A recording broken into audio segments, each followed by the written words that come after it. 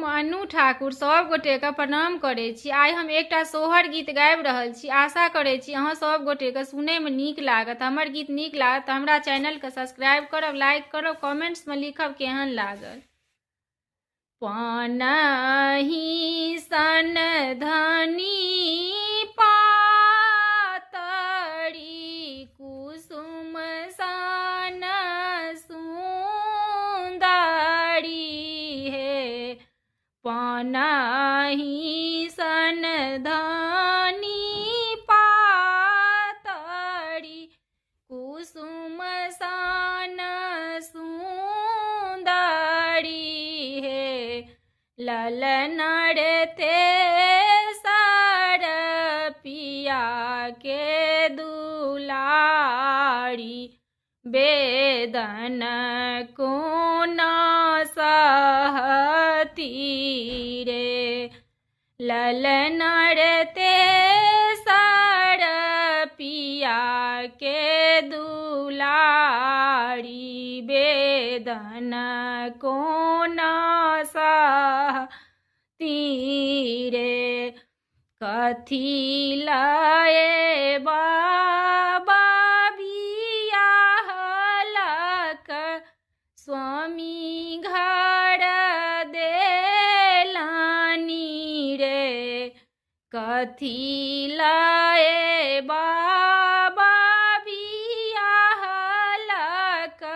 स्वामी घर देलानी रे। ललनर रही ताहूँ बारी कुमारी बेदन नहीं बुझी ताहूँ रे। ललनर रही ताहूँ बारी कुमारी बेदन नहीं बुझी ताहूँ रे। होइत भिनसर पह फाटल बबुआ जनम लेल रे। होइत भिनसर पह फाटल बबुआ जनम लेल रे। ललनर बाजल उधब बधाई की सब मन हर्षित भेल रे। ललनर बाजल उधब बधाई की सब मन हर्षित भेल रे। भला लए बाबा बियाहल स्वामी घर देलानी रे। भला लए बाबा बियाहल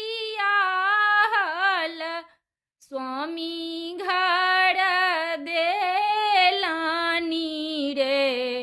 ललनर रही ताहूँ बारी कुमारी होरिला को न पाबी ताहूँ रे। ललनर रही ताहूँ बारी कुमारी होरिला को न पाबी ताहूँ।